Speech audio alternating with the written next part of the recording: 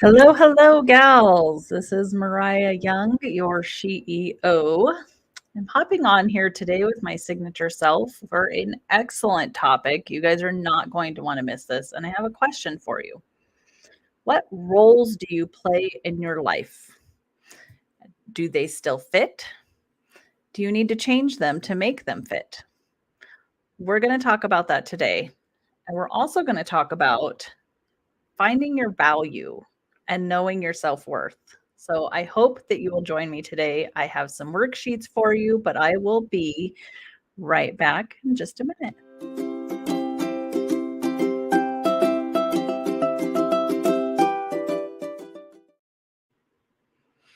All right. Looks like I am not muted. Okay. That has been a problem lately. It's what happens when you do your own AV. So, welcome into Signature Self. We have been on a journey. We started with some holiday stuff in December. Then we worked in January on Discover You. And this is actually the last Discover You until our next cycle through. We will next be going through Dump the Junk. And then we go to Design Your Ideal Life. All fantastic topics, which have many topics within themselves. So, just so you know, to stay tuned, next month in February, we will be going through some dump the junk topics, which will include things like forgiveness and how to be less offended. I think that's a really big one today. Struggles that you have overcome. We're going to go through a process of getting rid of negative thoughts, and we're going to be focusing and celebrating some positive moments in your life. All huge topics. And so I'm actually really excited to go through those with you because I think getting a hold of some of those things is so helpful. So, in case you don't know what the Signature Self Show is all about, I am here to help women stop being a character in a story that someone else has written and instead start to be the author of your own story. And the way that we do that is through those three topics that I just told you about. Discover your true self, dump the junk, and design your ideal life. So, very important topics here. Today, as I mentioned, hello. Okay, yay. Make sure you're saying hello because it's not showing me who it is, as always. But I love the comments. Thank you. I really do appreciate those. So, today we're going to talk about we're actually going to go a little bit back because last week I didn't come on. I just put some journal prompts. We're going to go a little bit back. We're going to talk about your passions. And it's because I believe they're so connected with your roles and then adding your value. So let's jump right in. I'm going to share my screen with you. Maybe. There it is. Oh, hopefully this shows you that you can do this, guys. Anyone can do what I am doing. Okay, so I'm going to share this with you. Here we go. Yay. Perfect. All right. So I've got the worksheets in the gals community. If you're watching from YouTube, please make sure that you go find the gals community in Facebook. It is a free group. We would love to have you. In here, we are actually looking at your passions. This is a worksheet. I just took a few of the journal prompts that I gave you guys last week, and I've put them in here. I really think there's a lot of questions in those journal prompts, so please don't try to do them all. That's a lot. So the questions that I have for you, though, are what are you the most passionate about? In fact, so much so that it keeps you up at night. Do you have anything like that? I definitely did. That's actually what started Gals. I really felt like there was a need for women to connect with one another, to encourage and empower each other so much more than we already do. And really to create groups of women that we can trust, that we know, you know what, they might have a conversation about me behind my back, but I'm going to trust that it's going to be positive and awesome, or it's going to be solution based, right? Like they need help in figuring out how to talk to me about something. That happens. I trust that. But that was really important to me. I really felt like it was something needed. Number two, what um, causes and issues do you feel strongly about? Obviously, these days, I feel like we talk about these things a lot, but I don't think we're having actual conversations. It's all social media and blasting out to everybody, everything. And I personally do have many things that I feel strongly about. And so, how do I share that? How do I go about making sure that I make those things known? I will be honest with you, that's something I'm questioning right now. It's something that I'm wondering about as well. So, I'm not just putting these out here for you guys. This is for me too. I'm doing these as well. You will see that actually when I share a couple of other tasks that I'm going to give you this week. How can you use your passions to make a positive impact in the world? That is a great question. I really feel like it's great to have passions and things that you are strongly interested in, that you feel about. But if you're just going to sit around and be passionate all by yourself, it doesn't really do much, right? Great, be passionate about it. But at the end of the day, what are you going to do? Is there something that you can do? It can be as easy as sharing. That is fine. I'm not putting that down at all. It can be sharing. Sometimes that is what you need to do. And I'll be honest with you, there are some things that I am personally working on how to share because I really feel like it's important to several people within my life that I do. So just something to be thinking about. But for me, and this is just me, I wanna make sure that I do it in a way that is honoring to the person that I am and have worked very hard to be. So, that is, part of the reason that I haven't come out with some of the things. Number 4, how can you use your passion to create meaningful connections with others? So, this kinda goes back to the last question, really. Are there ways that you can get involved with this cause or issue or thing that you're passionate about? I will tell you, I was so excited about my idea of wanting women to connect. You guys may have heard the story before, but I was watching Troop Beverly Hills and I literally had to like post it on Facebook. I'm like, oh my gosh, I want this. I want a time where ladies can, make patches together and we can create things and have fun and field trips. I just want to have fun with other women. And that post was what started everything. Because of course I got many ladies that were like, yes, I want that too. And so it was like, oh, okay, this is something that I need to do. So there you go. Sometimes those passions can work into things that you're like, oh, I didn't even know this was a thing that was needed, but I guess it was. So then you got to figure out, are you going to be the one to do it? Or are you going to find another group that does that? That's a whole nother topic. So we're not going to go into that today.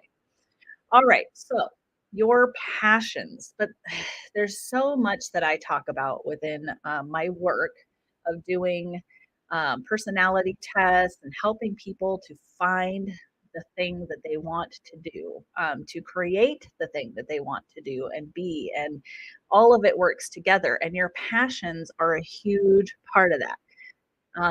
It really can make such a difference in your life, based on, you know, all these other personalities. Let's say you've got several eyes in a room.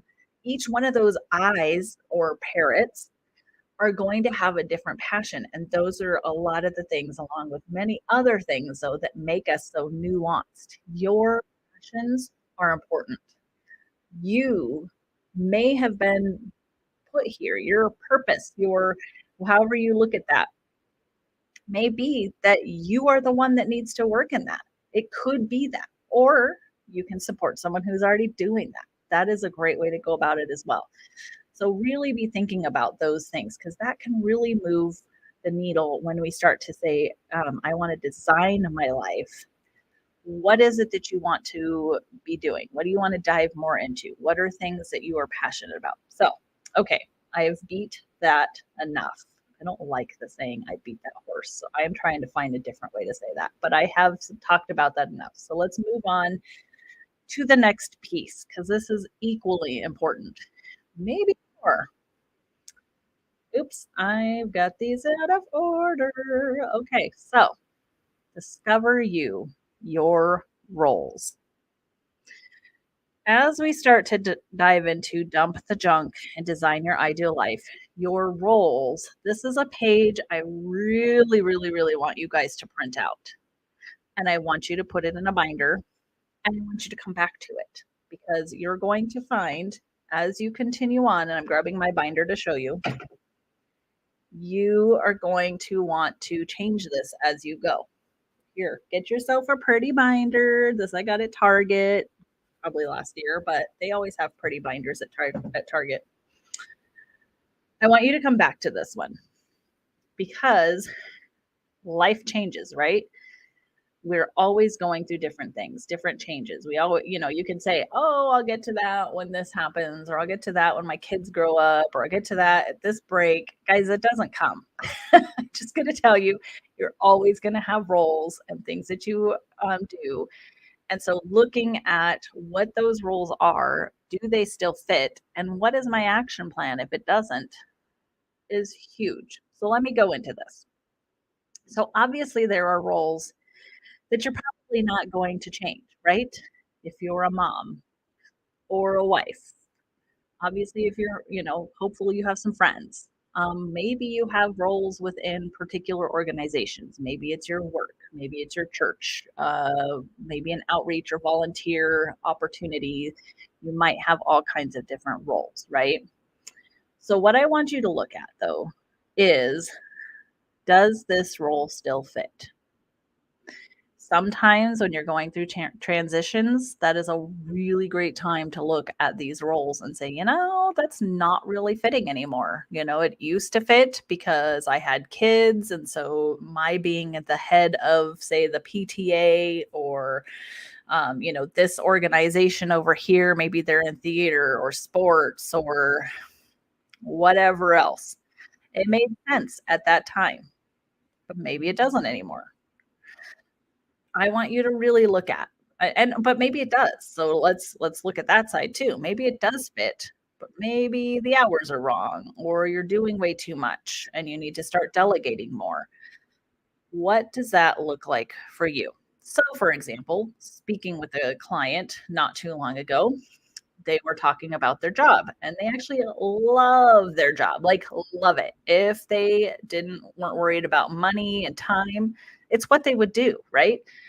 But the hours are terrible. They can't predict it, they can't make plans, they can't do anything. So, one of the things that we talked about was framing that. What do you need to do to stay there? It's a win-win for that person to stay. They love their job loves them, but the hours are just they can't do it anymore. In fact, to the point that they would be ready to leave if they had to, but they don't want to. And quite frankly, I'm pretty sure the company doesn't want them to either. So, how do you frame that conversation? My suggestion was this: go to them and be honest with them. Like, look, I love this job. I want to stay here, but I need these hours to be this. We've talked about it before. I need this. And if it can't stay that way and we can't make the change that we discussed, I'm going to have to leave, knowing that they might say, well, we need you to leave then. That is the tough part of that. You have to be ready, though, in that kind of a scenario to say, well, I've got to look elsewhere. Don't go into a conversation like that unless you were ready for that type of an answer. But this person was. It was that bad. They needed this change. And so they did. Guess what?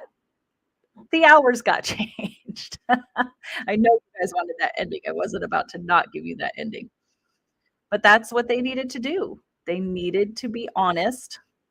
They needed to have a positive, honest discussion about the hours that were not working for them.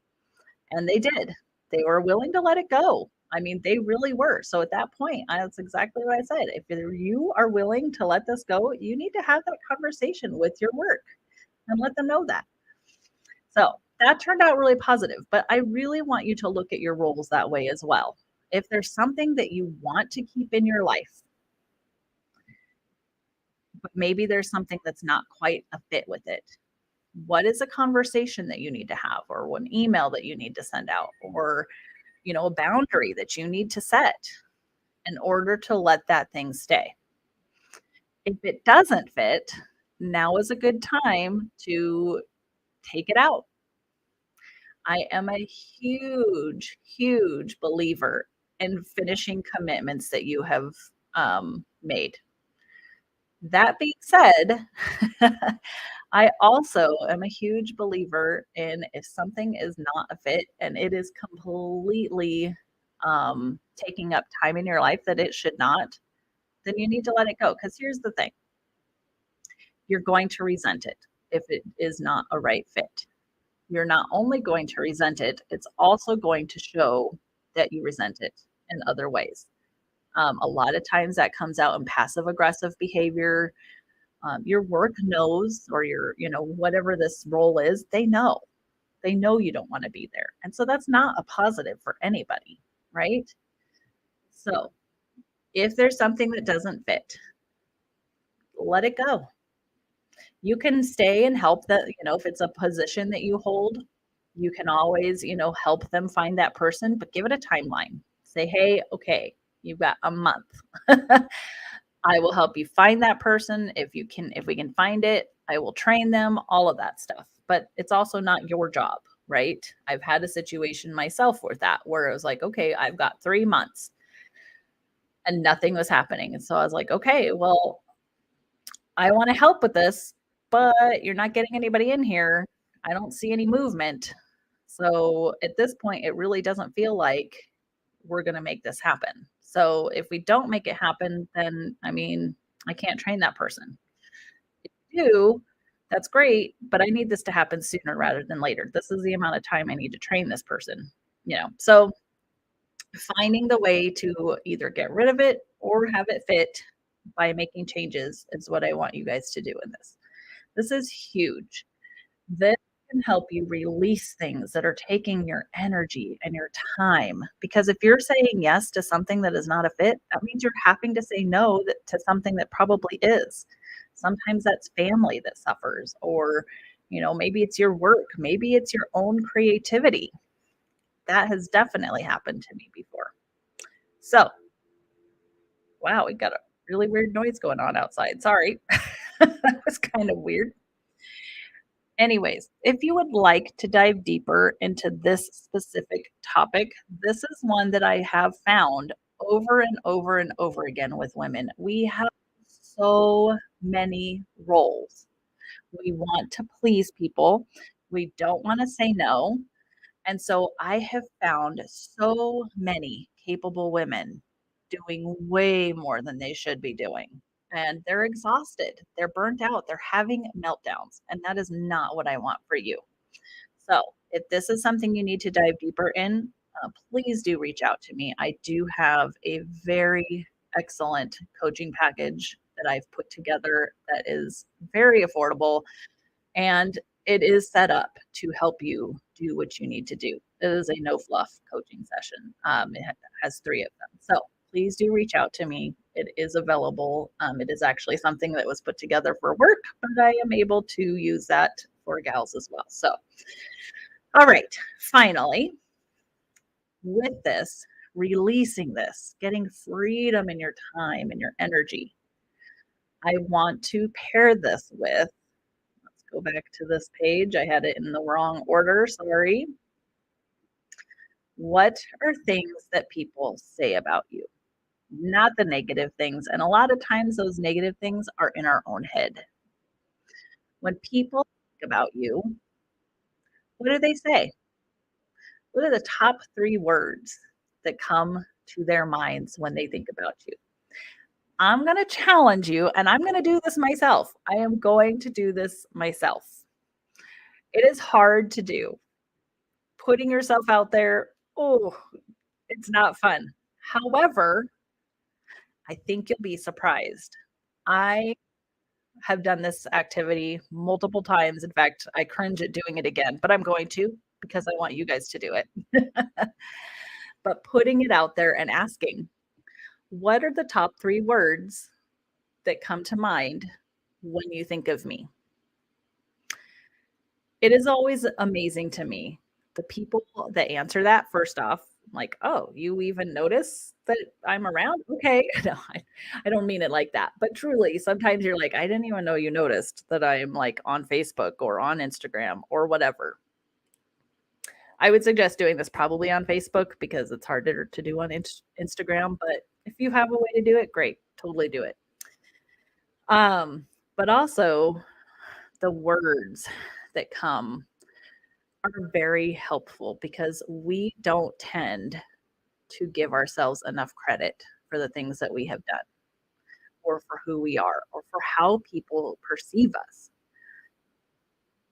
I want this for you because I can't guarantee it. I can't say what people are gonna do or say or any of that stuff, but my hope is that you will get some very positive affirmations out of this. Um, if you're too scared to do it, especially on Facebook, because I know that can be extra scary because you never know who's gonna see this. Reach out to a few close friends and just say, "Hey, this is an assignment from my life coach. You can use me as your, um, oh, I like to say, I don't want to say bad guy, but you can use me as your reason that you're doing this. Okay. Please feel free to. I am being your life coach right now. My life coaches asked me to reach out to some people who are close to me and just ask, what three words you think of. And this is kind of putting them on the spot. It is. And so it can be a little bit funky, but if they're close to you and they see you and they know you, hopefully you should get some very positive affirmation on this. I know this is a scary activity. I totally get it. I really do. I have done it many times, and every time I'm just like, oh my gosh, I have no idea what I'm going to get back on this. And every single time it has been very positive, and in fact, more positive than I could have imagined. So I'm going to put this challenge out there. There is no pressure. Do not feel like you have to do this because I know it is scary. But I do want to encourage you that if you think that you can do it, do it. Do it. Okay. Finally, how do you add value to the people around you? These two things are so good for your self worth. I used to have an issue, and I'm going to share this with you guys, and then I'm going to be wrapping up. But I used to have an issue with every time I was in the room with leaders that I would feel not good enough. I would feel unworthy. Yet I knew that I was in a room full of leaders for a reason. Somebody saw something in me that helped them to know that I was a leader, that I belonged in that room. I had a value that I added to that group. They did not have me in there as a pity party or, oh, we should invite Mariah. No, there was a reason I was in that room.